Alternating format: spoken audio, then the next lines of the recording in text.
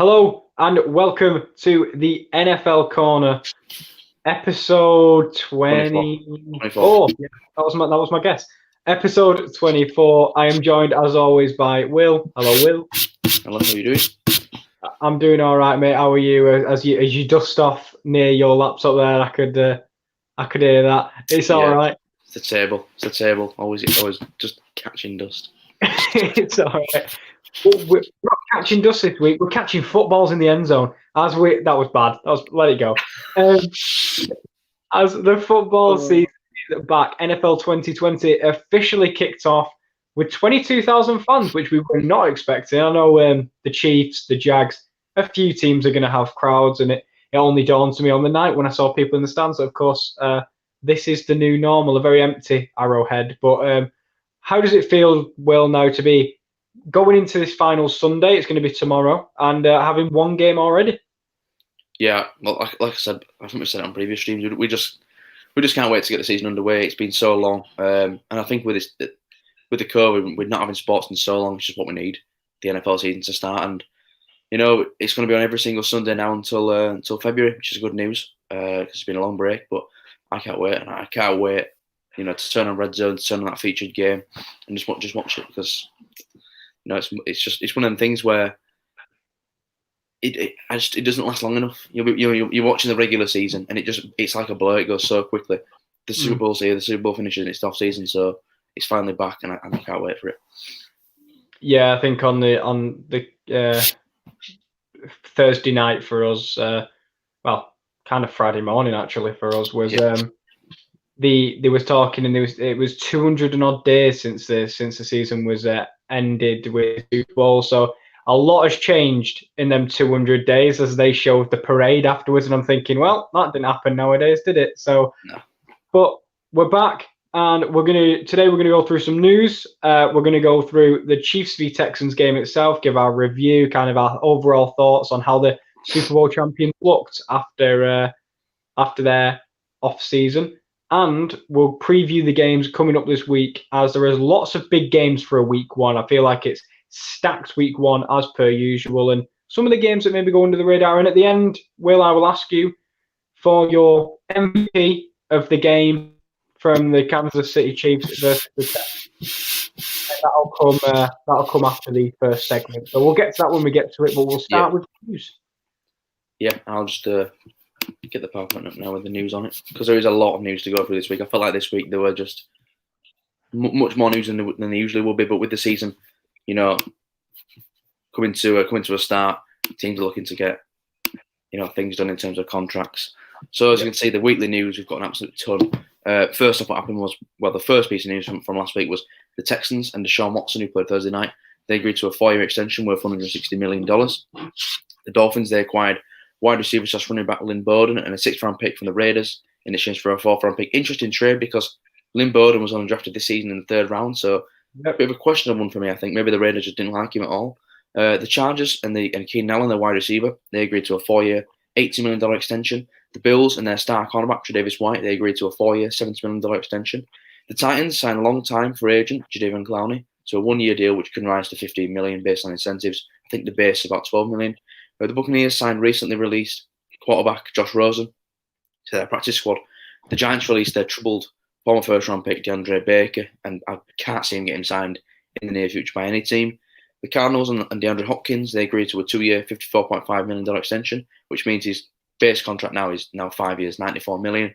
The Browns and Kareem Hunt, they agreed to a 2-year extension. The Rams and Jalen Ramsey agreed to a 5-year extension worth $105 million, which means he's now the highest paid defensive back in NFL history. Broncos superstar pass rusher Von Miller is out for the 2020 season, a big blow for Denver there, injured a tendon in his ankle. And former Steelers linebacker Ryan Shazier, who had that terrible neck injury in the Bengals game, has officially announced his retirement from the NFL, along with cornerback Aqib Talib. So a lot of news here, Kieran. I mean, what do you think to all these extensions happening just 1 week prior to the season? It takes away some of that uncertainty, I guess, especially for me personally, surrounding Deshaun Watson, whether he wanted to have his future in Houston because his contract was coming up, and he's now, I'm pretty sure, the 2nd highest paid player in the league, just behind Deshaun Watson, just behind Patrick Mahomes, I should say. sadly, unlike Patrick Mahomes, he's not guaranteed $500 million. No. Just 100 million or so for Deshaun Watson. But as I think you said, if we go down that list, the Lynn Bowden one is bizarre. They got Lynn Bowden Jr. This offseason in the draft, and they just got rid of him. So, and the weird part about that is they're getting a 4th-round pick back for a 3rd-round guy that they drafted anyway. So maybe they just didn't. Haven't played a game yet, and they've just kind of like swapped him for a 4th rounder. It's, like you said, it's one of them that's just a bit random, really. Maybe the Raiders must just not have liked him at all. Yeah, maybe even if he wasn't playing great as a wide receiver in camp, put him back as maybe a punt returner or something like that. At least get him some reps on special teams rather than getting rid of him. But maybe something we don't see, or maybe Miami just really wanted him. Rather than it could be one or two ways. Keenan Allen, we've always talked, great wide receiver if he can stay fit. Yeah. Tre'Davious White keeps that Bills secondary looking strong, and the Jadeveon Clowney one's interesting because he was rumored to go to multiple teams, but has ended up on the Titans. Why do you think he ended up choosing them out of them all?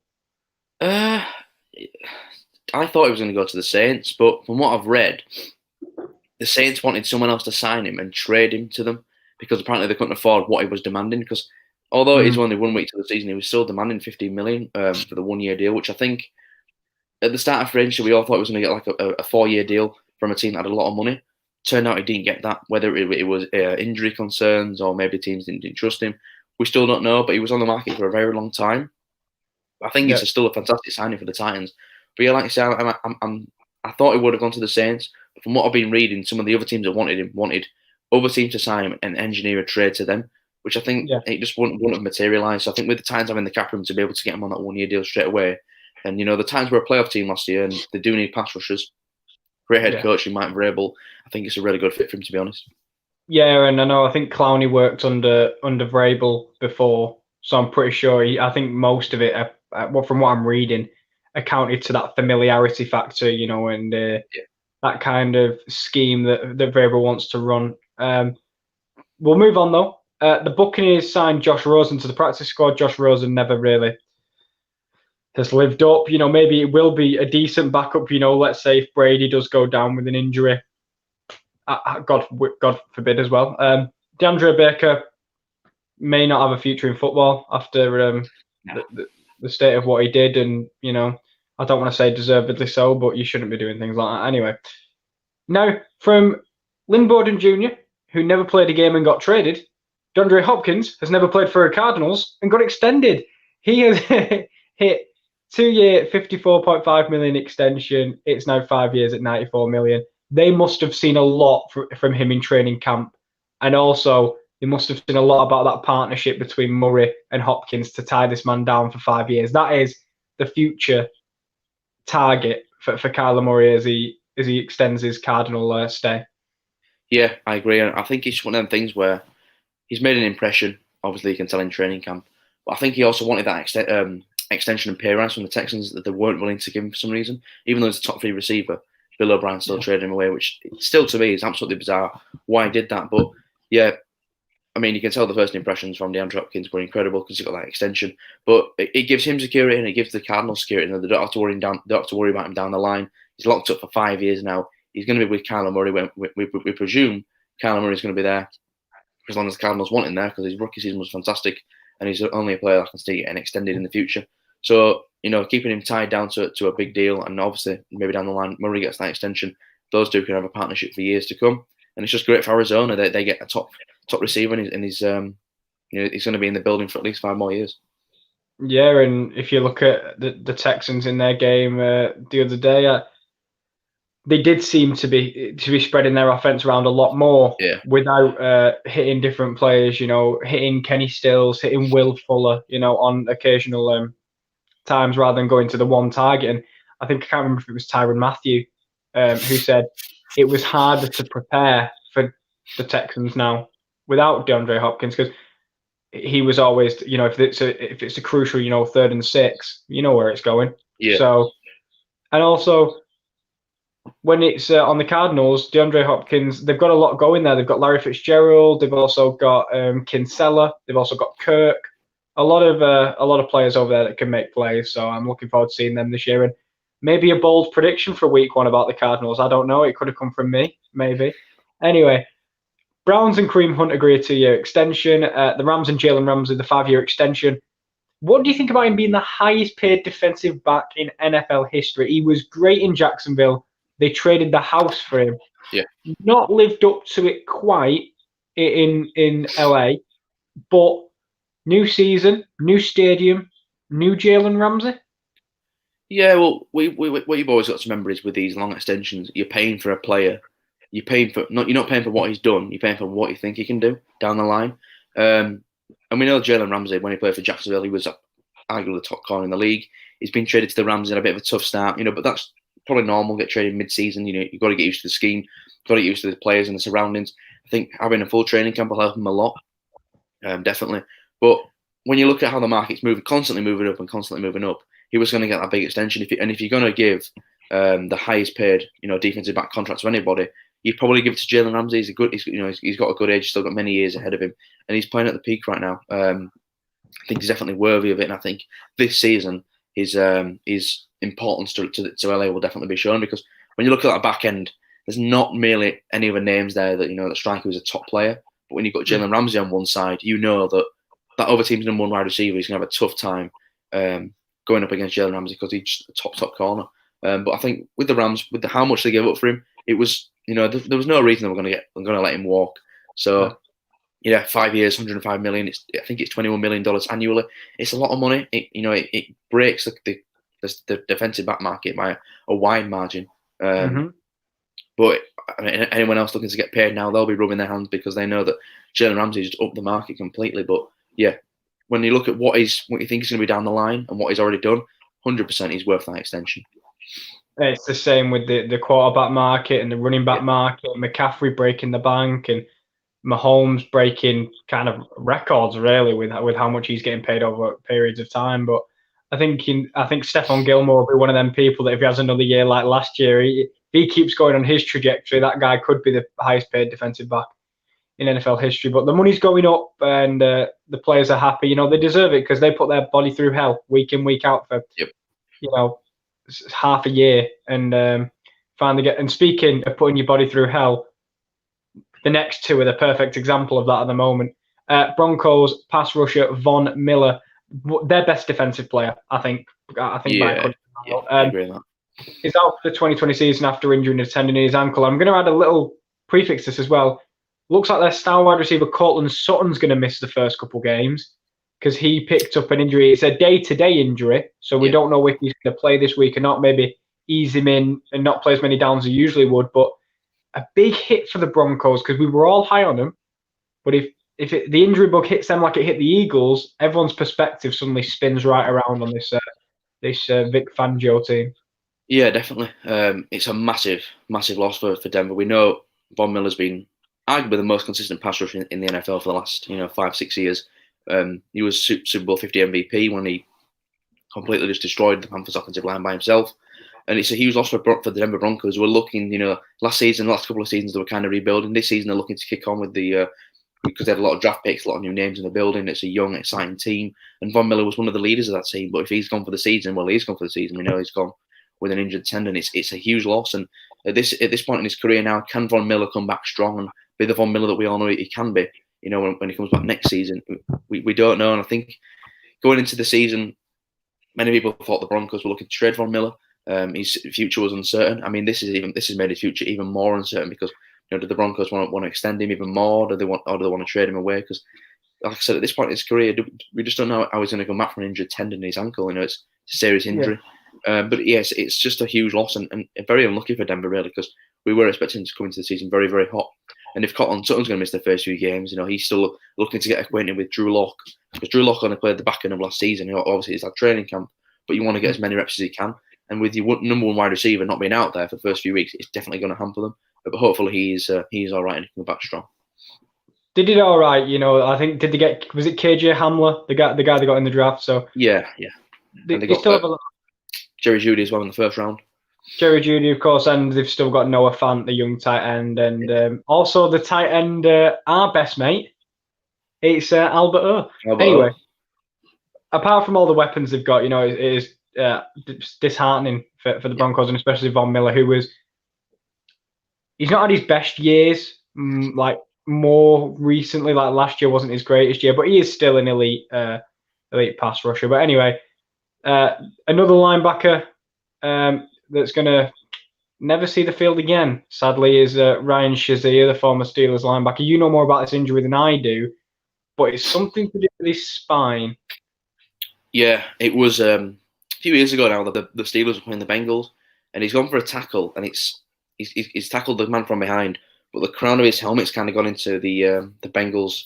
I think it was a wide receiver. It's gone into the back of him, and what it's done is he's pushed his head, but his head stayed in a stable position. It's gone on his back, and his back's kind of like moved, and it's obviously he's broke something in his back, very very serious. Strained something in his neck as well. He couldn't physically move off the pitch. He couldn't walk off the pitch. He was stretchered off. He had to learn to walk again.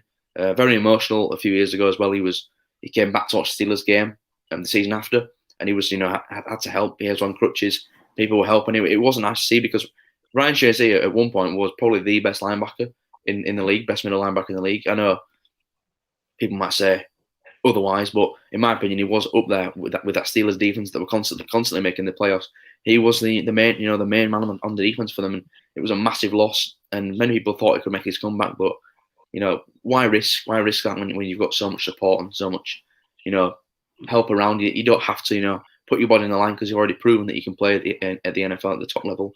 Maybe he gets a job somewhere else with the Steelers, as a scout or something else. But it's really really sad to see that a player who he got injured doing what he loves and he can't do it ever again. It's a massive shame, but I wish him the best for his future and hopefully he's all right. Yeah, either maybe he comes onto the coaching team, becomes a linebacker coach, or maybe he's in the booth with as a commentator or even as a pundit. I think he has a lot to offer this game, and I hope he won't be shunned out of it. And but God bless, hopefully he can have a successful life still within the game that, as you say, he adored, and sadly it's been stripped away from him. But everything happens for a reason, so maybe it's going to lead him a life in a different direction. Yeah. But on that sour note, sadly, we will talk about. We'll move on. We'll move on. A very downed moment, but we will talk about the game that kicked off the NFL 2020 season, which was the Kansas City Chiefs defending Super Bowl champions against a Houston Texans team that a lot of question marks going into this game, and they lost. Let's put it lightly. Yeah. No, it's all right. They lost 34-20, but they started well. Yeah. Yeah, I'll let you run through the stats before we talk about the game itself. Just a quick overview of the game. Obviously, the Chiefs won 34-20. Just so many people predicted, the reigning Super Bowl champions played their first game at home against a struggling team. Well, a team that had a struggling off-season. But yeah, Patrick Mahomes did what he does all the time. He went 24 for 32 passing. He threw for 211 yards and 3 touchdowns. Obviously, as defending Super Bowl champions, start 1-0. The rookie running back, however, Clyde Edwards-Helaire, he got off to a very strong start. He rushed for 138 yards and had 1 TD off 25 carries. He just kind of added a new dimension to that Chiefs offense where, they've got you can't just constantly put the pressure on Patrick Mahomes. You've also got to look out for Clyde now because he's going to cause mayhem. And although he didn't have any catches out the backfield, we know he can do that. So he's a dual threat running back, and I can't wait to see more of him. The Texans, however, they start 0-1 for the second consecutive season. Obviously, last season they started 0-1, losing to the New Orleans Saints. But Sean Watson, he had an all right game. He went 20 for 32, 250 yards, 1 touchdown, and an interception. And he also had a rushing touchdown, but he was pretty much running for his life for most of the entire game. He with DeAndre Hopkins not being there, he's still got a lot of receivers that he can aim for. But I remember with the Cowboys when we didn't have a number 1 wide receiver, and we said, right, we're going to go wide receiver by committee. It's not the same because teams don't respect that number 1 option. It's very very hard, to have that number 1 guy that's always open. So I won't say Deshaun Watson struggled. He obviously threw that pick, but he had a decent game with what he had to work with. I think, and going up against the Super Bowl champions, it's never going to be easy. And an interesting fact on the game, since the Chiefs were losing 24-0 to the Texans, which was last January in the AFC divisional playoff game, they've outscored the Texans 85-27 since then. So maybe we could be looking at a bit of a bogey team here for the Texans in terms of the Chiefs. But what were your overall thoughts on the game? Because like you said, the Texans started really well, but the Chiefs kind of just took over and, killed the game off, within the third quarter maybe. Yeah, my immediate thought is that the Chiefs are going to be every team's bogey team. After looking at the dynamism that Clyde Edwards-Helaire brings alongside, we spoke about this actually off the podcast, but him as just an option for Patrick Mahomes lets Andy Reid be so much more inventive with his play calling, and they ran the ball. I think it wasn't the least amount, but they were like the first team to ever win a Super Bowl with like under 25 runs attempted or something stupid like that. So they barely ever ran the ball. Now it frees up Mahomes, because the thing is, if you're always passing the ball as well, that they know who they're going for. The pass rushers are just going to go for Patrick Mahomes, and you don't want your franchise quarterback for the future taking massive hits at such a young age. So you had the handoff to Claire as well, maybe let him do the dirty work, gain the nitty-gritty yards in the middle of the field. It just saves Mahomes. It means that he doesn't have to go hell for leather all the time. And look, we talk about Deshaun Watson, and we'll talk about their running back in just a few minutes, but he's running for his life every single play. Yeah. So when he's handing it off, he finally gets a play where he doesn't have to worry about Frank Clark or Chris Jones coming through the middle in this specific game. So he did get sacked quite a few times. I've got to admit that Texans O-line was getting shredded. It's a turnstile, isn't it, at the end of the day? And we said it since the draft that they just haven't made enough improvements to say, right, Deshaun Watson's going to be protected. I know they traded for Larry Tunsil at left tackle, which was a good trade, but you need more peace on the O-line. And when you've got, players out there that are later on picks or undrafted players, you can't rely on them to block players like you said, Frank Clark and Chris Jones, people that are elite pass rushers. And when you've just paid your franchise quarterback all that money, you don't want him running for that. You don't want him running for his life constantly every single play. You want to protect him. You want to make sure that he's going to play. You want to make sure that he's actually all right to play in the second half. That he hasn't, nearly been killed by the defensive line of the Chiefs. But going back to the Deshaun Watson extension, I was very surprised he signed that extension, because we saw in this game that he just doesn't seem to have the support that he deserves, really. And if he was on a team with a better O-line and some better weapons on the outside, we could see the best of Deshaun Watson. We could really see a true MVP candidate. Yeah, definitely. But I will give credit in terms of weapons for Deshaun Watson. I think it was Will Fuller had an okay game. It was a decent receiver game. I think he had over 100 yards, didn't he, at one point, Will Fuller? Yeah, so he seemed to be the one that was doing most of the receptions on in the game for the Texans. But overall, I've got to admit, I think we all laughed at the trade for DeAndre Hopkins and all that. But David Johnson, credit to him, best player bar Deshaun Watson on that Texans team that night. That first run, the Duke move in the middle of the field, finds the gap, and he was off to the races. That is what you want to see. We laughed, obviously, we said David Johnson is nowhere near the player DeAndre Hopkins is. But if he starts churning these sorts of performances out week in, week out, that trade, still stupid, but doesn't look as stupid. I've got to admit, I was quite impressed with David Johnson. In fact, we'll talk about the Chiefs in a minute, but the Texans, for me, David Johnson was the one where I thought, you know what, he's played well tonight. Yeah, and David Johnson a few years ago, he was up there with the best running backs in the league. He had over 1,000 yards receiving and rushing, so he was a dual threat running back. But injuries had hampered him. But the question was, when the Texans acquired David Johnson, which David Johnson are they going to get? Are they going to get the injury-prone David Johnson, or are they going to get the David Johnson of old? And in that game, like I said, he looked like the David Johnson of old. He had 11 rushes for 77 yards, which is a 7-yard average, which is absolutely incredible. And he also rushed, like I said, for that first touchdown of the game, so he played really well. He showed why, why the Texans believed in trading for him. I know it was like such a stupid trade. They gave away a top 3 receiver for him, but at least he showed a bit of faith and a bit of, something, a bit of potential that he can, be a good running back for this Texans team, because they're going to need it. Sean Watson's going to need as much job as he can get with this offensive line being as unstable as it is. So I do agree with David Johnson showing out. It was good news for Bill O'Brien.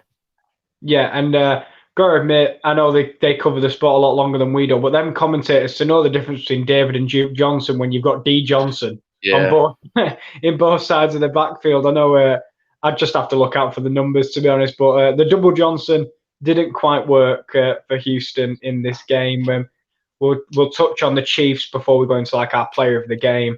But obviously, they could have had the first touchdown of the game, but I think it was Demarcus Robinson didn't have full control of the ball. And me, Kieran, and Rome were watching the game, and we all messaged him, he doesn't have hold of that. How have they called that a touchdown? He didn't have hold of that when he went down, and it eventually got overturned. But if we're looking at Mahomes' magic, we saw quite a few throws on the run and jumping throws to the end zone, but person we didn't see a lot of, but I think he did inevitably get a touchdown in the end, was Tyreek Hill, who was the main weapon last year, and every time, but he did get some separation from the Texans' safety at the time to get the touchdown, I think. But what do you think overall of him he wasn't the main weapon? Because what I've noticed about this Chiefs offense now is if you double up Tyreek Hill, you leave Travis Kelce.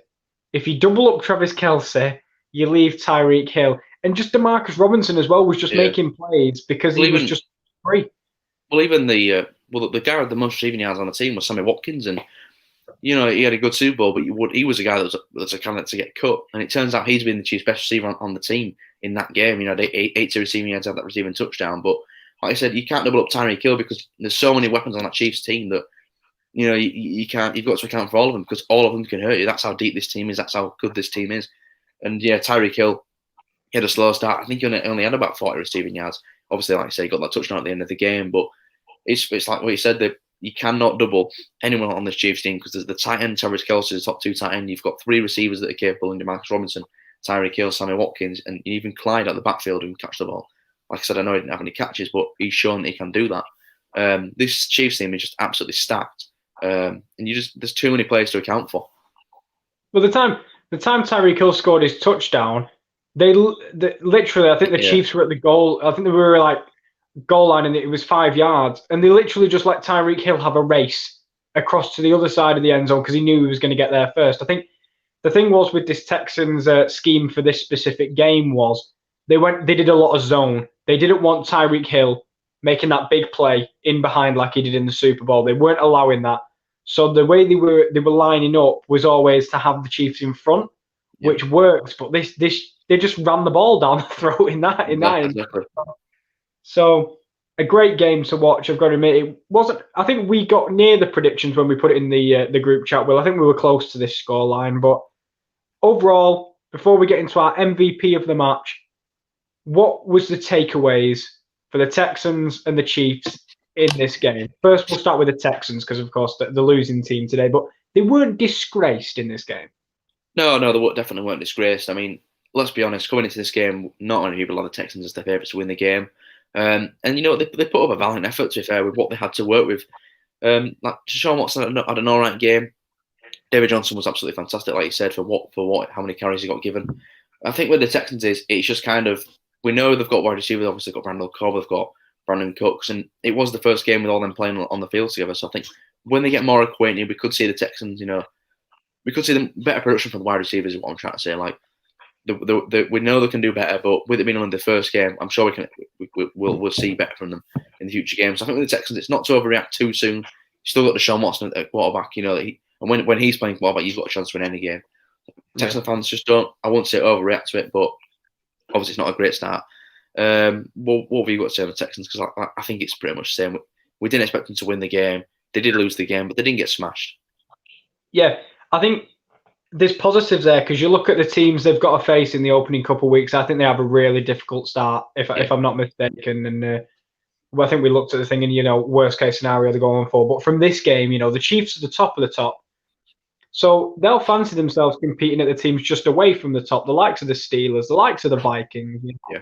So they'll fancy their chances in games. I think if David Johnson continues to do what he did, I think that gives them a really nice weapon. And spread the yards out between the receivers, and Deshaun Watson will make magic plays. So I'm pretty sure that it'll be an okay season for the Texans. I don't worry about them as much as I did before the season. I've got to admit, this game kind of didn't prove me wrong almost, but they impressed me more than I thought I'd be impressed by them. Yeah, and it's one of the things we've talked so much about how Bill O'Brien's off-season moves have been questionable, but he's a terrible GM, but he's not a bad coach, to be honest, because he's shown when he's coached Texans, he's gotten to the playoffs a few times. He knows that I coach. It's just make sure you take those GM responsibilities off him because he doesn't really know what he's doing when it comes to trading players and signing players. Yeah, some people are just made to be one, not the other. And I mean, is there a takeaway for the Chiefs, or is it kind of more of the same? Apart from obviously the addition of an unbelievable weapon in Clyde Edwards-Helaire, which one of us had going in the first round. I'm going to keep putting it in. One of us had him going in the first round, and it was not Will. It wasn't you. It was me. I had him at 32. No, you snubbed him, didn't you? You put Cam Akers and Jonathan Taylor in the first round of your mock drafts, and he went. I didn't trust Clyde. You did. I remember you saying, you said I'm not going to put Clyde first round, but then when he went first round, you went, I should have gone with my boy. You put Jonathan Taylor in the first round, but it's all right. We all make mistakes. Oh, but Kieran did say to me, he was one of his favourite players coming into the draft after what he did with Joe Burrow and LSU. I've been absolutely done dirty. Clyde Edwards-Helaire was my boy. I swear I put him at 32 in one draft. Nah, you can go watch the video. Jonathan Taylor was there. This going on in the background in a minute. The final mock draft. Anyway, apart from that, who is your MVP of the NFL season 2020? I don't want to. I was not NFL 2020. Sorry, the game. The game. Yeah. Sorry. I don't want to say Patrick Mahomes because I think it's a bit boring. We know what he can do. I'm just gonna go with Clyde. I mean, why not? I mean, he was incredible. He was just a breath of fresh air and a player that, when you look at a team that's won the Super Bowl, where can they improve? They've just found a spot that they improved at. This running back is just an unbelievable addition to get him in the draft. He had 138 rushing yards, like I've said, off 25 carries. I mean, what a start for the man.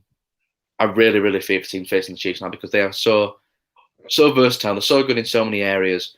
They're going to be very unstoppable. It's why I had them going back to the Super Bowl and winning the Super Bowl once again. Yeah, I think it'd be easy for me to go with the same, and it'd be easy for me to go with Mahomes. But I think, do you know what? For the pure fantasy of it all, I'm not going to go for either of them. There's a few options. I think Frank Clark and Chris Jones were brilliant on the defensive line. I think in terms of offensive line, I think it was Assembly making lots of plays, which maybe not the biggest name in terms of offensive lines in the NFL, but he created them passing lanes and the running lanes for Clyde Edwards-Helaire. But I'm going to go with someone different, Will. I'm going to go with the rookie, L'Jarius Sneed, who played corner, even though he's listed on the depth chart as a safety, but he played corner in the game. And I've got to admit, they kept targeting him because they thought they've got no Tre'Davious Ward, and they thought maybe we can get at him. And I've got to admit, he stood up to every single play and didn't allow many yards to get past him. So I'm going to give it to L'Jarius Sneed in a really impressive rookie performance. I think he got an interception as well, didn't he, Sneed? He got an interception. I think he did from the Deshaun Watson one where he was falling down at the time and he ended up just throwing it up into. Because technically Mahomes got an interception, but it was pass interference, which is the most infuriating thing on planet Earth. Very annoying. Yeah, but I think I'm going to go with MVP. I'm going to go with L'Jarius Sneed. It's fair enough, and we can both agree we're definitely going to be a Chiefs player after them getting the win. Yeah, there was some good players on the Texans team that showed a valiant effort, but in the end, their team didn't win, so it's very hard to pick an MVP from the team that lost. But we'll move on anyway. We talked about Thursday Night Football, and it's now time to make our predictions for Week 1, Sunday games, and obviously the 2 Monday games, the Steelers, Giants, and the Titans, Broncos. But we'll start on the top left, Seahawks, Falcons, and these are the teams we've gone with. We've both gone with the Seahawks. I'll let you start first. I think overall, my reasoning for this decision was because I saw it from the Seahawks last year, whereas the Falcons last year were very, very poor. I think they finished 7-9 or maybe 8-8. It was around that margin anyway, and that team is playoff ready. I truly believe that team could make it to the playoffs at Atlanta Falcons, but I haven't seen it enough. So I went with the Seahawks, and I mean, they didn't get any worse. They're going to have their running backs back. I think Chris Carson will be back by that point. And in the secondary, they just added. Did they just add Jamal Adams as well? So, I mean, I couldn't not go for the Seattle Seahawks.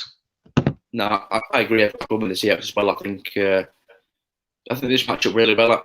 Falcons, like I said, they went 8-8. They finished the season strong. They started it absolutely horribly. But the big thing with the Falcons is their defense and their main contribution on defense. They just cannot stay healthy at all. So yeah, I've gone with the Seahawks. Russell Wilson's an absolute magician. Chris Carson coming back fantastic. Tyler Lockett, at wide receiver, he's one of the best deep threats in the league. So I think he can get him behind the Falcons defense definitely. And DK Metcalf, we know he's going to be there. We know he's going to be making plays. And the Jamal Adams pickup was just cherry on top of the on top of the cake. Really, what he can do, not just as a safety, as a linebacker. He just creates players all over the field. It's just another player to that Seahawks team is looking to make a deep run in the playoffs. So yeah, I completely agree. I've gone with the Seahawks as well. And again, I think we're very at this end though, because I'll be interested to see how the Seahawks try and follow Julio Jones all game. So I think he can definitely make plays in that game. Yeah, definitely. And the Seahawks just getting even better as we expected, and they could be up there for Super Bowl. They're in the conversation anyway. Yeah, 100%. But the next game, Browns Ravens, and we've both gone with the Baltimore Ravens, probably as expected. Well, as expected, yes, but got to give kind of a shout because we always say like the Browns are actually quite a good team. Like on paper, they're a very good team. However, in terms of bottling it, they're always a candidate really to mess up when they have all the talent in the world. So I think Baltimore coming off their unbelievable season, maybe there's a bit of heartache after the playoffs, but Lamar Jackson is just a difference maker, and that team is just, I think, the best team in football on paper that I think might win the Super Bowl. So if I went with the Browns there, I'd be stupid, I think. Yeah, I agree. I mean, the Ravens team is just so stacked everywhere. I think Lamar Jackson, although winning MVP last season, he'll be absolutely reporting. He'll be wanting to show everybody that he's not a playoff choker. He's wanting to show that he can in the playoffs, and I think he's going to want to get off to a strong start. And I think them playing at home against the Browns, I know the home field advantage with no fans being there is not really there anymore. But I still think the Ravens will pull this out. The Browns, like they're going 9-7 this season, having a good season, just missed out on the playoffs. So I think there's just too much talent on that team to not be successful. And I think Baker Mayfield will have a bounce back year with the new head coach, Kevin Stefanski. But I'm talking with the Ravens, so they're the favorites. And I expect Lamar Jackson to have a big game. I expect the Ravens defense, especially with their new additions of Calais Campbell and Patrick Queen, the rookie, I think they'll also have a good start to the season. The next game is a AFC East division rivalry. It's the Jets versus the Bills, and we're both going with the Buffalo Bills. Yeah, another one where I know this seems we will have differences at some point because we decided if we all went for the same teams, it wouldn't make for a fun video, would it? So we've gone you've gone for the Buffalo Bills. I just think that defense is absolutely unbelievable, and there's nothing. I wouldn't be surprised if it was a shutout in terms of touchdowns, and they didn't let up any touchdowns against this Jets offense because there's nothing on there for me that makes them think it's to be feared, apart from maybe Frank Gore. But anyway, your old Frank Gore. Yeah, big old Frank Gore's going to rush for 100 yards. Anyway, I think the Bills' defense is absolutely unbelievable, and I just think Josh Allen's due a really, really, really special year with the addition of Stephon Diggs. So I would not be surprised if there's not a touchdown scored for the New York Jets. Maybe I'm a bit low on them, but I still think they could crucify this secondary after losing Jamal Adams as well. No, I agree. I mean, the Jets are looking at one of the worst teams in the NFL. I mean, Adam Gase has shown many years now that he's just not a very good head coach. I'm very surprised he's still got a job there. And I totally agree. I think the Bills defense, they could literally put so much pressure on Sam Darnold. Who bought Sam Darnold? He's pretty much on his own. I know they've got Mekhi Becton in the draft, left tackle to the offensive line. But when you look at the offense, there's not many weapons screaming out. Denzel Mims is actually injured for this game, so another wide receiver, a rookie who could have made an impact. He's out for the game. I could see the Bills absolutely destroying the Jets. They've probably got the best safety duo in the league, the Buffalo Bills, and Jordan Poyer and Micah Hyde. The corners, obviously they've got Davis White, so they brought in Josh Norman. They just stacked everyone on defense, and even the offense with Josh Allen and the new addition of Stephon Diggs. I could see this being an absolute rout, and I definitely think the Bills are going to start 1-0. Yeah, I no questions asked, I think, on this one. If you want to put like a lock on one of them, I think this would be the one. I agree. The next game, this is our first game when we've actually got different teams winning. I've gone with the Panthers Kieran's going with the Raiders. Right. Okay. So, do you want to explain the Panthers first, or do you want me to explain the Raiders first? I'll go with the Panthers first if you want. Yeah, no worries. You go for it. Yeah, so the reason I'm going with the Panthers is I just think they match up very well against the Raiders. The thing is with the Raiders, they're one of the most strange teams in the NFL. Because John Gruden coming in as head coach, you know, he brought a lot of excitement to the franchise. Obviously, the franchise moved to Las Vegas now, so that's going to get them even more publicity. But Derek Carr, for me, this is a massive season for him. He's got to prove that he can be that star because I think John Gruden is going to find any excuse he can to get rid of him. And I think this Panthers defense, although he's very young and inexperienced, I think he can stifle this Raiders offense. The offensive line for me for the Raiders is very, very, I won't say terrible, but it's not one of the best ones in the league. And I think Derek Brown, he can cause a lot of pressure on Derek Carr. Brian Burns at defensive end, he's a second-year player for the Panthers, an unbelievable rookie season. I think he's going to come back and have another good season. He also got Gross Matos at the other defensive end spot as the rookie. And I can just see this Panthers defense stifling the Raiders. An offense, Teddy Bridgewater, he just doesn't turn the ball over. He's a very efficient quarterback, and Christian McCaffrey in the backfield, he's going to create plays. We know that. He epitomises playmaker because he can do anything. He can run, he can receive. And DJ Moore, wide receiver, I think he can be a big contributor as well in this game. And I've gone with the Panthers at home, although by a tight margin. I think they will beat the Raiders week 1. And Matt Rule gets off to a fantastic start as Panthers head coach. Yeah, well, that'd be the perfect start. You know that when it comes to the Panthers, for me, it's always been about the lack of experience on that defense. And I've got to admit, if Henry Ruggs is available, because I know he had that laceration in the offseason, but I think he should be. You know, I feel against that young defense, I really think that really fast, dynamic offense, the Raiders could run wild. To be honest with you, you know, they could allow these massive 40, 50-yard gains downfield because they've just got Henry Ruggs in a foot race with this youthful defense. So that's my main reasoning behind the Raiders. I agree, though, in terms of Teddy Bridgewater and Christian McCaffrey, a very professional core to the offense of Carolina. And that defensive line has to be on its top game in terms of run stuffing to stop Christian McCaffrey. And still the man's going to make, you know, game-changing plays. But, you know, you're higher on Carolina than I am. I'm worried about how young their defense is. So I went with the Raiders on this one. And wouldn't be surprised if Henry Ruggs has a really star-making performance. If he plays, so I'm not sure about his cut on his leg yet. Yeah, I think he's going into this game. I think he will start. Although there will be their other receiver, Tyrell Williams. He's gone for the season as far as I'm concerned with an injury, but that's a big loss for them. But I think the main man for the Raiders on offense for me, if I'm going to pick the Raiders, is Josh Jacobs, the rookie running back from last season. Yeah. Well, he's not a rookie anymore, he's a second-year player, but he had a fantastic rookie season. I think if he can come into the season and have another season like that, running the ball like he did, you know, he's already one of the top running backs in the league, helping out Derek Carr in that running game. I think he's going to be the star man on offense for the Raiders. And just because he knows the system already, I think Henry Ruggs could get out to a fast start. But as a rookie, I wouldn't expect him to do anything unbelievable the first game if he does fair play to him. With that speed he's got, he can burn anybody in the secondary, no matter who you've got to corner. Henry Ruggs will run straight by them because he's that quick. And Panthers going to have to be looking out for him if he plays because he can cause problems all over the field, short routes, deep routes. So I think it could be a fantastic game, but I think I've got the Panthers just edging it in what, like I said, it's a tough one really because you've got two teams that they're both in very, very tough divisions and they both need to get out to very good starts if they want to have a successful season. Yeah, I think we may not be talking about these two teams towards the postseason. I don't think anyway. So, but it would be nice for one of them to get off to a good start. And sadly, it's not in Vegas. They won't be opening the season there. No.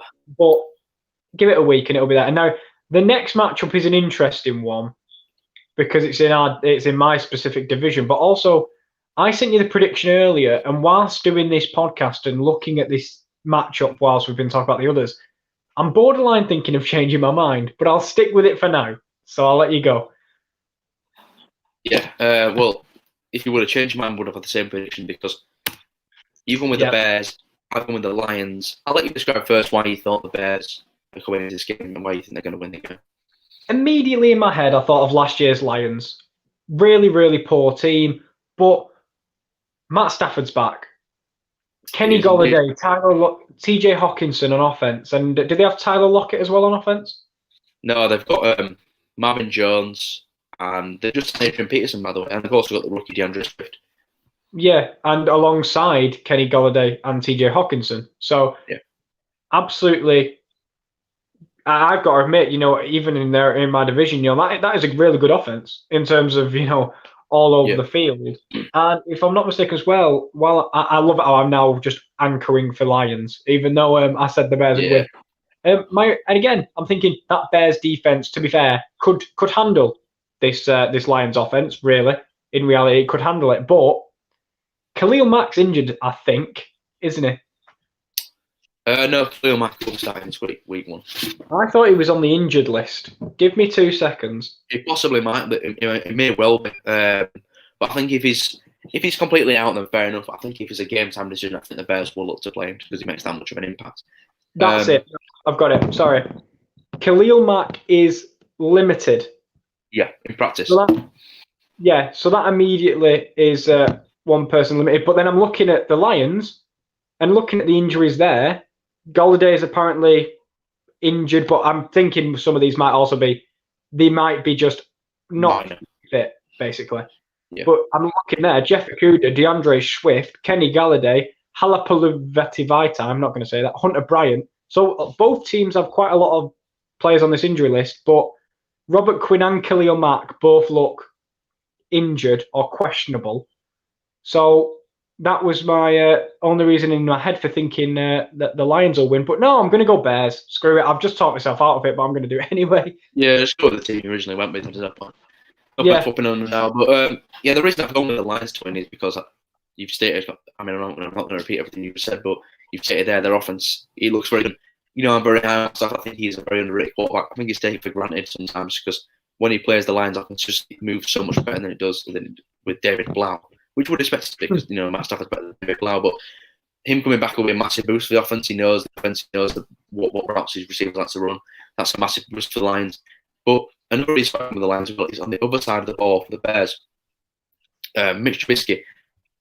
I don't trust him to pull the game out. I mean, Allen Robinson is a nice receiver. Obviously, they've got the rookie Cole Kmet playing as well. I can't see Mitch Trubisky out-dueling Matt Stafford, unfortunately. I know the Bears defense will cause a few turnovers because it's a team that causes a lot of turnovers and gets a lot of interceptions. He causes a lot of pressure on the quarterback. He's got some good pressures on that team. But I've gone with the Lions in a tough divisional game because a lot of these games are divisional games and they are the hardest games to predict because they can go anywhere. It just whoever turns up on the day. I've gone with the Lions just to squeak it, but I think this is another game that's going to be very, very entertaining because both teams match up well. But the reason I've gone with the Lions is because I believe Matt Stafford can pull more players at the back than Mitch Trubisky can under the pressure. Yeah, and do you know what? As I say, I talked myself out of it, and in my head I'm going, yeah, the Lions will probably win. But I put the Bears to you earlier today, so I'll stick with that defense because this one really is, I think, battle of offense versus defense. And as you say, Mitch Trubisky, how long does he get if he is, as we would say, stinking up the joint? Exactly. And Mitch Trubisky, he can't get comfortable because if he looks on the shoulders, he's Nick Foles there, the former Super Bowl MVP. He could easily place him mid-season, so we'll just have to wait and see with the Bears. But there's no reason why the Bears defense couldn't win the game for the Bears. Yeah, we'll move to the next game.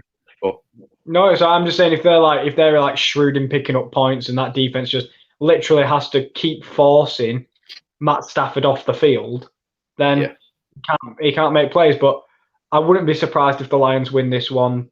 But I'll stick with my prediction. Yeah, we'll move on to another division rivalry, and it's Rowan's team, the Jaguars, and I'm very sorry, Rowan. We've both got the Colts winning this game, as expected. Yeah, it's the worst team in football. No offense, Rowan. They are. There's some teams close, like the Jets and the football team. But the Jaguars are the worst team in football. They've traded away all the good assets. They've not re-signed any of their good assets. So the Colts will win by a considerable margin. No, I agree. I mean, the Jags are not coming into the season expecting to win games anyway. And the Colts are they're the opposite. They're a team that's looking to make the playoffs, looking to make waves in the season. So I think the Colts are definitely going to win this game. I'm sorry, Rome, but I agree. It could be by a considerable margin. Philip Rivers could come in and torch his defense I know C.J. Henderson's a cornerback, and they've got Jason. They've got some nice young rookies on that defense. Yannick's obviously gone now to Kieran's Vikings, but I agree. I think anyone picking the Jags here just doesn't really watch the NFL. Yeah, but if they surprise everyone week 1, people may change their opinion of them, to be honest. Maybe Doug Marrone was right. Yeah, maybe they can reach 3 wins. yeah.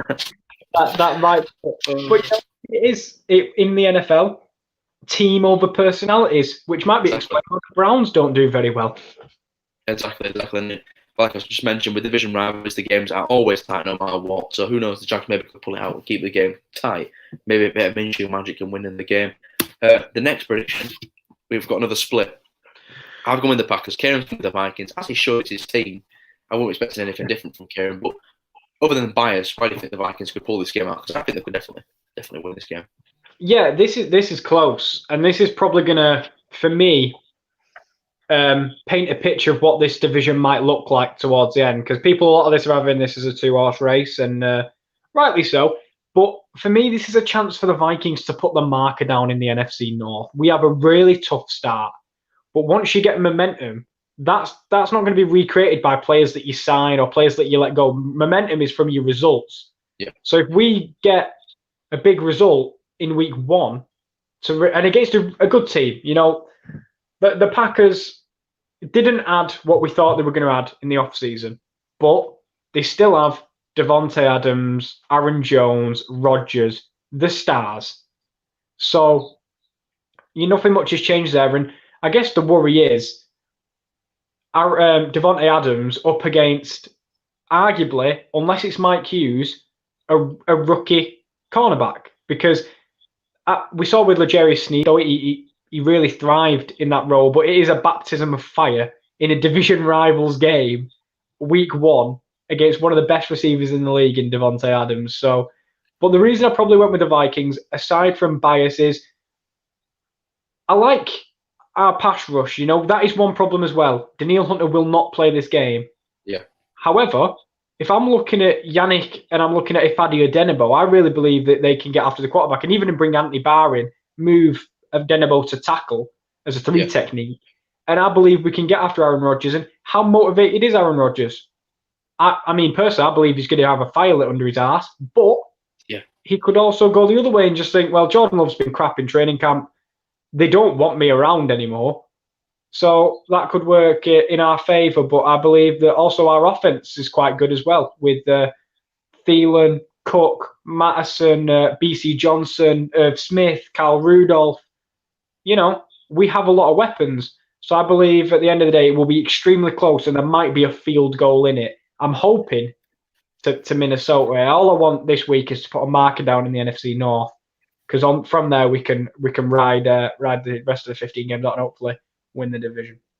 Yeah, and it's going to be like a huge game, because when we do look at the NFC North in particular, the Lions and the Bears are looking like the 2 minor teams, compared to the Vikings and Packers. Maybe they can make noise, but when you look at the NFC North, it really is the Vikings and Packers who's going to win this division. I'm going the Packers. I agree it's going to be a very tight game, as division rivals already are. No, I've said that about 5 times already.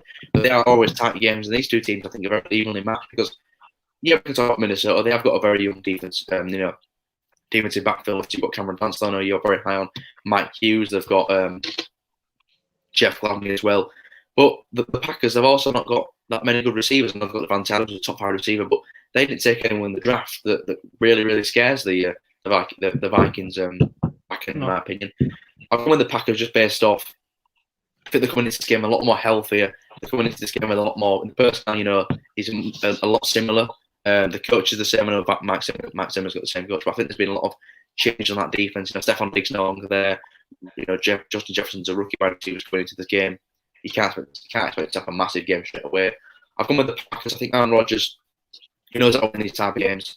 Although the offense is not unbelievable, Aaron Jones still going to do his thing, and I think the Packers defense will make the stops when needed against Kirk Cousins. But again, it could go the other way. I mean, this Vikings defense, it could really surprise everybody, and they could easily win this game at home. But I've gone with the Packers, just squeezing past the Vikings in a very, very tight, entertaining game.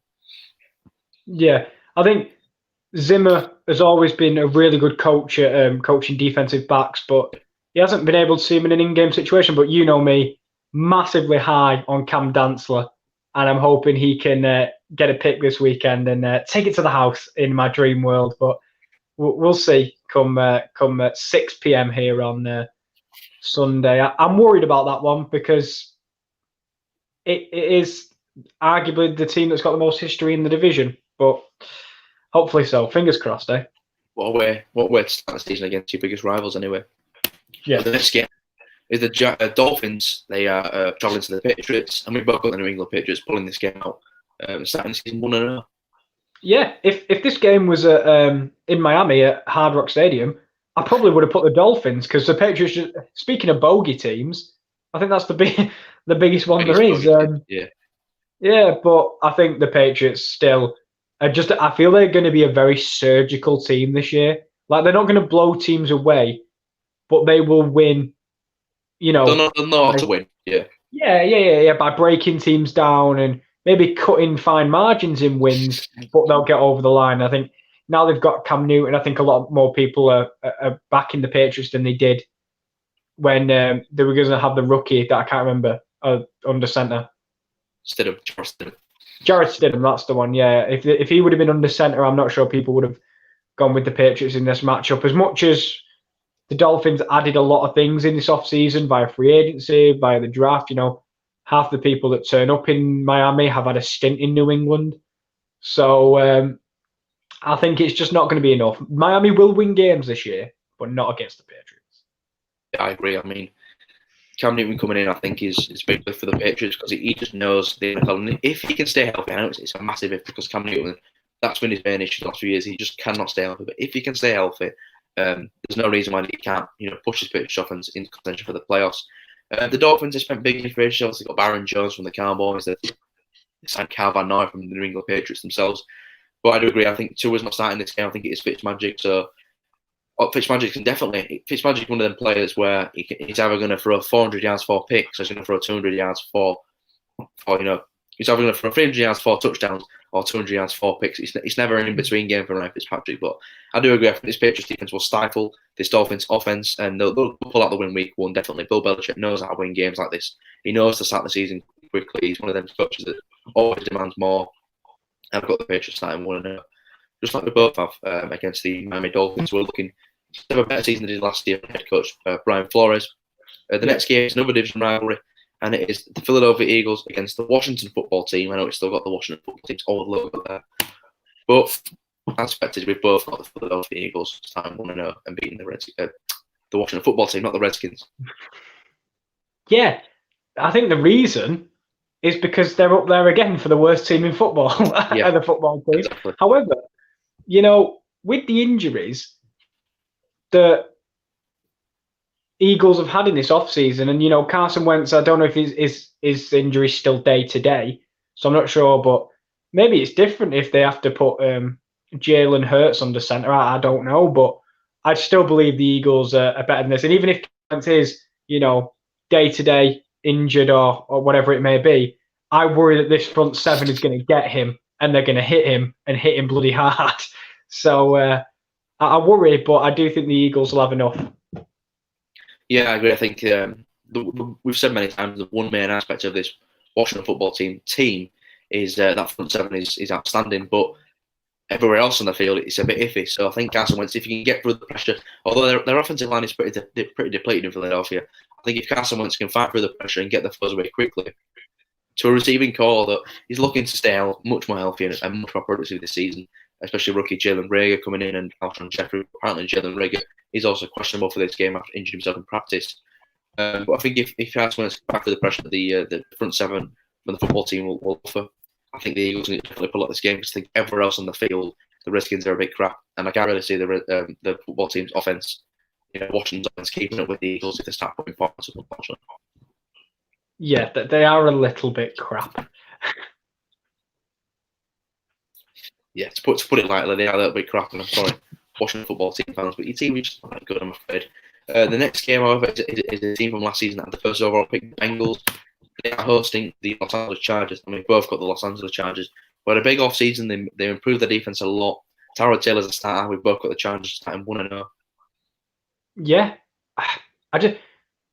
like, yes, they lost Derwin James, which it's a massive L. You know, that he's a really, really unbelievable safety. You could argue one of the best safeties in the league, and with him in this defense, one of the best defenses in the league. But one player doesn't make a whole defense. So I just think the Bengals will struggle to score points, and I think the Chargers will churn points out of this game with Tyrod Taylor. They've still got Keenan Allen, a nice wide receiver who got the extension, but depends on if he can stay fit. That's the biggest question mark over this Chargers team. But overall, I think the Chargers are the better team. And Bengals, again, they'll be better than last year, but Burrow will have to wait for his first victory in his new jersey. Yeah, I agree completely. I mean, the Bengals coming into this game, obviously they've got the rookie Joe Burrow, but the offensive line's not looking fantastic. I could see him for his life most game. And that Bengals defense, I just can't see them getting frequent stops against the Chargers offense. They've got Tyrod Taylor, and obviously they've got the running back Austin Eckler, who is very, very versatile. He can run, he can receive. He's going to be a weapon all game. Keenan Allen at wide receiver, Hunter Henry at tight end, and an improved offensive line. I think it will lead the Chargers to a victory. And that defense for the Chargers will do its job. It will get stops. We know how star-studded it is. We've mentioned it many times. And yeah, the Chargers completely agree. They'll start 1-0, and hopefully a successful season for them ahead. The next game is KD's Buccaneers. Traveling to the Saints. It's Tom Brady's first game for the Buccaneers. However, we've got Tom Brady's first game not being the best, and we've both got the Saints pulling out the win. Yeah. I think we've spoke about it many a time. You know, we don't want to go in depth on these games because we've spoke about the teams and stuff, and I think that will more become in the reviews of the game when we've seen these teams play, because we have nothing to go off. No. Literally, last year and a couple of highlights from training camp, but they're not going to put every failed throw on a highlights package of a team's training camp. They'll put the one-handed catches, they'll put the 90-yard runs, all that, but we don't know. So, for me, the Saints, they haven't changed at all, really. We know what they are, don't we? Yeah, exactly. They haven't really changed at all. This is maybe Drew Brees' final Super Bowl opportunity, so they have to get off to a good start. Brady, the Buccaneers, haven't had an in-game work of their offense yet, so they might not all be on the same page. I think we saw that during the Texans-Chiefs game. It didn't, for me, especially at the wide receiver position, there was catches in the end zone that should have been caught, and with a bit more game time, they would have been caught when the backups are full speed, but players are still getting to that level. I know it's been a weird camp, so I just don't think this new look Buccaneers will be on the same page enough to outscore the Saints. And this defense, as good as it is at pass rushing, I still believe that the Saints will have enough to pick up the win. Yeah, I agree. I think what it'll come down to is the Saints, like I said, they know who they are. They're the home team. And although Tom Brady's going in with his Gronkowski, and they've got Chris Godwin and Mike Evans and all these unbelievable players on offense, I think the Buccaneers, they need a few games to get up to speed with each other. A few game simulation. Having no preseason has really, really hampered all the teams not being able to get used to. You know, teams have new coaches, for example, on my team, the Dallas Cowboys. This is their first game. Working Matt McCaffrey's first game as coach for the Dallas Cowboys, and it's week one of the regular season. It's not week one of the preseason. So it's going to be massive to see how what's going to be a big impact on the Buccaneers offense. I think to get, it's going to take a few games for them to get used to each other. So I've got the Saints winning at home. But I'll come back to me later in the season when they play week 15, 16. Maybe the Bucs come out the win. Maybe we've seen a good season from them. But from what I know, from what I've seen right now, I can only go with the Saints because I don't know how it's going to be for the Buccaneers. It's going to go one way or the other. But I think the Saints defense, it can really get after Tom Brady with an offensive line that, although they drafted a rookie, Tristan Wirfs, I think they can really be got at. And Tom Brady could be quite a lot this game. I think the Saints will definitely win this game. Yeah, and sadly, Brady's not as mobile as Deshaun Watson to have to run for his life every play. Exactly. And the next game, another division rival. We've got the Cardinals, the new look Cardinals. We could say they spent big in free agency. They got some nice players in the draft. They're traveling to the Super Bowl runners-up. That's the 49ers. I've got the 49ers winning. You've got the Cardinals winning. What led you to think the Cardinals can pull out an interesting win week one against the 49ers? Probably the same thing that made me think the Bears had beat the Lions, really. No, I am just thinking, 49ers, that Super Bowl hangover but they have all the makings of a team that can overcome this. But I'm thinking, week 1, firing out the gate, I'm going to back Kyler Murray because as good as the 49ers pass rush is, I believe Kyler Murray is mobile enough to get away from that and escape that. Seeing Hopkins line up, seeing Fitzgerald line up, it's basically an offense-based move. I'll be 100% honest. It's an offense-based move. Because the 49ers, it's Jimmy G. I'm not convinced he's an outstanding quarterback. So if this Cardinals defense can just be decent and their offense can run wild, then they're going to win the game. But it all depends for me because the 49ers are so good and they could easily, again, be in that Super Bowl conversation. But I'm going to back the Cardinals week 1 when I've got a feeling, Will, I don't know about you, there's going to be one shock in week 1. Oh, yeah, there might be a couple for all week. I'm backing this to be the shock. And there's no reason why it can't be. I mean, the Cardinals are coming into this game with, like you said, the new weapons of Larry Fitzgerald. Not Larry Fitzgerald, Andrew Hopkins. Larry Fitzgerald is still there. And he's still producing, to be fair to him. But even that young defense, the Cardinals have got the drafted Isaiah Simmons at safety early in the draft. He could be a huge player for them. They got Jordan Phillips in free agency. They got John Kinani free agency. These are well-known pass rushers that can get pressure on the quarterback, and especially a quarterback like Jimmy G, who's going to be throwing majority of the time. He's not got the best capability. You can get pressure on him, force turnovers. There's no reason why he can't win the game. The reason why I've gone the reason why I've gone with the 49ers, I was like, that was prime Kirk Cousins. Yeah. The reason I've gone with the 49ers is I just feel like this team is experienced enough to beat the Cardinals. I think that defense can get pressure on Kyler Murray. I know he can escape all the pressure he wants, but when you've got a defensive line like the 49ers have, and the athletic linebacker like the 49ers have with Quan Alexander, they've got Fred Warner, who create players all the time. Sherman on the back end, he'll be shadowing Andrew Hopkins, no doubt, all game. And I think the fans at home, they're the more experienced team. They know how to run the offense well. They'll win the time possession. They know they can run the ball effectively. And I think Jimmy G, although he's prone to a turnover, I don't think he will turn the ball over as much this game. I don't think the Cardinals have got that main playmaker on defense to cause a lot of problems. I just think they've got some nice pieces, but knowing what the 49ers are, I think the 49ers, it'll be a tough game for the Niners. They're coming off the Super Bowl, but they're hungry than ever. Start quick. I think the 49ers will pull out the week 1 win. I've also just remembered that I was writing an article, and the Cardinals had the second worst running yards allowed, and I've just seen who they're facing, a team that ran through the best rushing offense team last season. Yeah. So maybe and they didn't even really improve that defensive line. So now I'm going to back it. That one is the one where I've got to admit I'm more 49ers, but I believed in one shock in week 1, and that'll be the one. Yeah, and you can bank it. There will be at least a couple of shocks that we don't expect. Maybe the Browns beat the Ravens. Maybe the Jets have some unbelievable start and then run to 2 wins. Although it's very unlikely, but we'll go to the next game now, and that is the first Sunday Night Football of the season. My Dallas Cowboys traveling to the Rams with our new logo, our new stadium, new SoFi Stadium. Unfortunately, there's no fans there, which is a huge shame. But I'm going with the Cowboys. Kieran's going with the Rams. I'll let you explain first why the whole team in this game. Well, the thing is, right?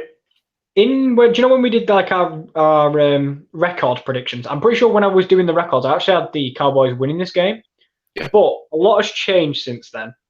And I mean, I know home advantage isn't a thing, but Rams don't want to lose the first game in this stadium because there's only ever going to be one first game in this stadium for this team. And you don't want to be known as because when they look back in the record books, yes, you may have won the second, but you didn't win the first. No. So that's a massive, massive advantage. And I know the players will. It depends if they want to play into it because there'll be no fans. But for me, that's like a massive sort of mental advantage. Is we can't lose today. We want people to remember this. That's one. But my number 2 is, since we did the record prediction, your offensive line has been shredded. You have two starters, I think, like full-time starters. I was watching a video the other day and they were talking about who could line up on that offensive line, and listed was Zach Martin was the other one starter, and I can't remember who the other one was. And the rest, we have Zach Martin and Terrence Smith. The others are Joe Looney and Con Williams, but Joe Looney was a full-time starter when Travis Frederick missed the entire season when he had the Guillain-Barré syndrome.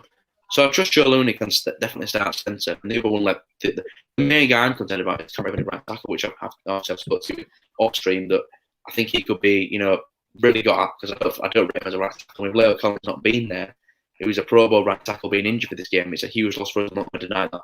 But I think Matt McCarthy will mitigate that by, maybe slotting a tight end in there for protection. But yeah, Aaron Donald's on that defensive line. So they could definitely cause problems, but didn't mean to interrupt you there. Just finish what you were going to say. Exactly. That was the main reason behind it, of course, was how much it's been shredded. And the Rams have a really good defensive front, and arguably the best defensive player in the league in Aaron Donald. But also, like, when you take away that offensive line, you don't only take away, people rushing Dak Prescott, but you also take away the lanes for Zeke Elliott to really get his game going. Yeah. I know you've got amazing wide receivers, but if they know that the run game isn't going to be an option because of how much you've stuffed it in the opening quarter, how much the Rams have stuffed it in the opening quarter, that just makes you a more predictable team, So, and as much as I love your offense, they were the main factors I've decided. And also, yes, we'll really see Jalen Ramsey if he's worth this contract. Which wide receiver do you put him on? Because so that's one thing, because we know in terms of secondary, Jalen Ramsey's the star, and then they've got other nice bits and pieces. But go with the Rams in week 1. I know it might not be what you wanted. I did apologise when I put it up, but brackets, I apologise. No, it's a valid argument with that Rams front that they have. The reason I know another reason why it might think the Cowboys struggle is Sean McVay's been the coach of Rams for a long time. This is Matt McCarthy's first game, so it could be rusty. But I'm going with the Cowboys. Obviously, they're my teams. I can't not go with them. But another reason why I think we'll go with them. I think the matchups work well for us. I know they've got Kieran and Ramsey at cornerback, but they've got Amari Cooper, Michael Gallup, and CeeDee Lamb all lined up at wide receiver. And there's only so many. You can't double team those players because you believe in them open. Amari Cooper and Gallup were 2,000-yard receivers, and CeeDee Lamb was the best wide receiver in the draft. That offense is absolutely stacked. I think Dak Prescott, he's going into this season with a massive chip on his shoulder. He got offended this season by the Cowboys by not getting a new contract. He did because he wanted the money, and they didn't give him it. And no matter what money your franchise quarterback wants, if you believe he's a franchise guy, you pay him the money. Down the line, you know he's going to be there. And the fact that the Cowboys didn't get the deal done, I think Dak Prescott's been motivated to show them what he really can do. And I think the offensive line, although it not being at full strength, I think it will hold up. I think Zach Martin and Aaron Donald is an unbelievable matchup that I can't wait to watch. Tyron Smith at the left tackle, we know what he does. He's constantly doing one of the best left tackles in the league. And I think our defensive line, it really, really can get after Goff, because we talk about our offensive line.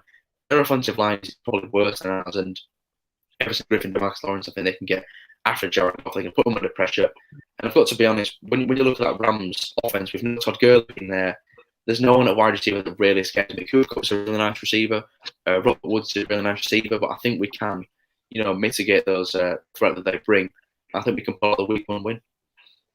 But, would I take Cooper Kupp over one of your rookie corners in terms of a one-on-one matchup? I probably would at this rate, but I do believe this one's going to be tight. I don't know about you. I think this could be tight. Though, you arguably could run away with it because your offense is so good. But for me, I think it'll be a tight matchup. No, I think it'll be definitely a tight matchup. And what you mentioned at the start as well, the Rams, they don't want to lose their first game in SoFi, so they'll be even more motivated. I just wish this game had fans, because it just been an unbelievable spectacle. Yeah. But we move on to the 2 Monday night games, which is only for this first week of the season, unfortunately. But after this, in week 2 and the rest of the weeks, we'll only have 1 game on a Monday night. We've got 2 in the first week: Steelers, Giants, Broncos, Titans. We'll start with the Steelers and Giants, and we've both gone with the Pittsburgh Steelers to pull out the way. Do you want to go first? This one doesn't need much explaining. The Giants are poo. I think, to be fair, the Giants will be an okay team this year, not great. I don't think they're the worst team in football or anything like that. But in terms of the Steelers, we've spoke about it so many times that they went 7-9 last year, or 8-8, and they almost made the play a quarterback. So add a quarterback and you're golden. However, I think honestly, I've seen have Steelers as their Super Bowl winners. Yeah. Which, if you look at last year, that's completely seems adverse if it was a different sport. But for me, that defense is absolutely unbelievable. I think the Giants' the Giants' best weapon, I should say, is obviously Saquon Barkley, but I just don't think he's going to get the space in this game. I really don't. I don't see the Steelers giving up a massive, even 20-plus yard gain. I really don't. So it'd have to be meticulous from the Giants if they were to win this game. But I just think the Steelers will have a new look offense with Big Ben coming back and Juju back to his best. So I just see this one being a kind of an easy win for the Pittsburgh Steelers. If they don't win this, then people are just thinking now, were they that good last year? Yeah. After all that. No, I completely agree. I think this is definitely going to be an easy win for the Steelers. I think it's just a terrible matchup for the Giants. I mean, yeah, Daniel Jones, quarterback. He had a pretty good rookie season. He get out a lot. But that Steelers defense is the strength of their team. The pass rush is unbelievable. They've obviously got Devin Bush, a middle linebacker. They've got Minka Fitzpatrick on the back end, who, since the trade for him, he's been absolutely incredible. And this team will bottle up Saquon Barkley. I think they'll be all out to stop Saquon because they know that a wide receiver.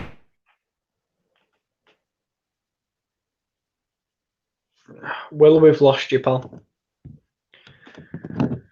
I don't know if you're here, Will, but we've absolutely lost you. Which, let me just double check if it is you we've lost. If I just mute me mic.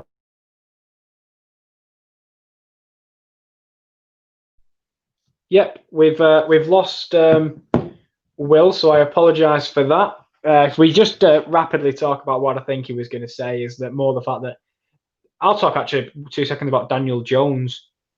I actually think Daniel Jones is a kind of a sneaker for second season kind of quarterbacks that we've been seeing. Mahomes was the first one in his second year to win MVP. Lamar, second season, won MVP. And then everyone's talking about Kyler Murray being that second year QB to make that step. Daniel Jones might be the QB that makes that step. And if he does, then we're looking at a completely different Giants team. However, I think he was talking about the wide receivers that they have. I know they have okay wide receivers. They have Golden Tate. Hello? My back. You're back. My back slightly. Wi-Fi. It shut the bed there. You are back, mate. You are back. I've got to admit, for a while in this podcast, you've been there. You've been fuzzy. And you've been a tiny bit glitchy between your words, but we could make out what you were saying. But you are back. And he's gone again, which means, right, we're going to have to wrap this up now. The last game of the week that's on this list, even though Will's gone, is Titans versus Broncos on Monday night. By the looks of that, if I'm thinking it's a bit like Florida time, that's 3 a.m. 3 a.m. when that starts over here in England. So I don't fancy that. But we may be up to watch it and give some analysis next week. But I think in this game, I went with the Tennessee Titans. They paired their big players in the offseason. They got Tannehill down as their quarterback of the future. He's... Are you there, Will?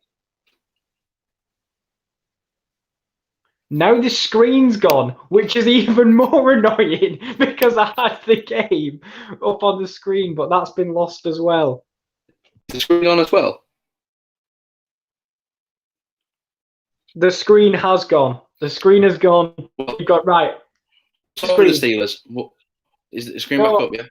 No, we're going to end it now, Will, because this is going technically horrifically. Are we talking for the Titans and Broncos? We're back. Right. I'm just going to rapidly say, I went with the Titans purely because they paid the big players in the offseason. They paid Tannehill. They paid Derrick Henry. They've still got okay defense. It's not the star of the team, but it's an okay defense. And this Broncos team, for me, I'm worried about the injuries they've been having. I'm worried about not having that number one target in Courtland Sutton. I'm worried about not having Von Miller as their elite pass rusher. I think Tannehill and Henry will have enough to prevail. I worry about this Broncos team. I was really high on them not so long ago, but I'm going to go with the Titans in this matchup. And these are two teams that are on the periphery of division, not Broncos case, but division winner / will we make the playoffs, or are they just 7-9, 8-8 teams? Yeah. The Titans made a miracle run last year. We don't know if they'll be able to do it again. Sorry for talking so fast, but I cannot deal with these technical difficulties. Oh, I'll quickly say why I've gone with the Broncos. I've gone with the Broncos because I think the home team struggles to travel to Mile High. And I think Drew Lock has got enough to pull out this game. I know Tammy Hill and Derrick Henry had a magical run in the playoffs last season, but I think I can't see Tannehill. I can't rely on Tannehill to make the plays when he's needed to. And although the Broncos' defense is depleted a little bit, I still think they've got some good young players on the back end. They've got defensive linemen in Bradley Chubb who can get pressure. Although Von Miller will be out, I still think they can get pressure on this Titans team because the offensive line is not too great. And I think they'll try their best to bottle up Derrick Henry. They probably won't do, but they will definitely go all out to try and stop Derrick Henry. And to be honest, I can't see the players on defense that can stop this Broncos offense. I know we've never seen him play before, but I think Hamler brings speed. Jerry Jeudy is one of the best route runners I've ever seen for a rookie. Tight end, they've still got Noah Fant. The offensive line has struggled. They've lost some players due to the sitting out for COVID. But I think the Broncos at home, they'll pull this out in a very, very good start for them. And I think Drew Lock will show that he's definitely a very good future talent. Yeah. I apologize for speaking very, very quickly. It's all right. It's Von Miller as well. He's going to be out. Had a crap year, got diagnosed with COVID, and now has to sit out the season. It's an awful year for him.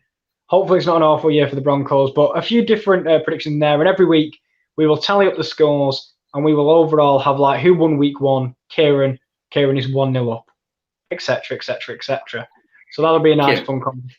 Kieran is 1-0 up. I like you presume. No, I'm examples. I'm not, trying to tempt fate. Yeah, I'm not kidding, but there we go. This week, we just kind of want to end this because the technical difficulties have been ruining, pretty much ruining it. How long was I gone for? Was I gone for a good 10 minutes or so? No. I mean, for a good 45 minutes, you was a bit glitchy, but it was bearable. Then you left, and it wasn't bearable anymore because you weren't here. So we just have to rush this and just we thank everyone for being here. If you want more of it, like, share, subscribe, all that fun stuff. Look forward to football coming back this weekend. We'll be watching it. We pray together, Boris, please. But we don't think it will be after all. But anyway, if you want more, Tuesday is the Wrestling Corner. I forgot Mondays where it's a tier list with Kieran Dillon. This week it'll be me. We'll be doing all about Bundesliga. Cannot wait for that. European football is back as well. Tuesday's a Wrestling Corner with Rowan. Wednesday, the Top Corner podcast will be returning eventually. Not quite sure on the day when. And now the NFL Corner will be returning to Thursdays. Now we're back. Unless Will has work commitments, of course. But no. Thursday, I'm not working this Thursday. And I think are we out at university this Thursday? I'm not too sure. Or is it just online? Anyway, it should be Thursday. Yeah. Should we be back to normal in the studio? Yeah, latest Friday, but there's going to be more structure. This pandemic's affected everyone, so we thank you very much for joining us today. And that's it from us, because if we go any longer, Will leave us again. The Wi-Fi will quit again. We will see you next week anyway for week 2 predictions, and I hope you enjoy the first week of the NFL season. Goodbye.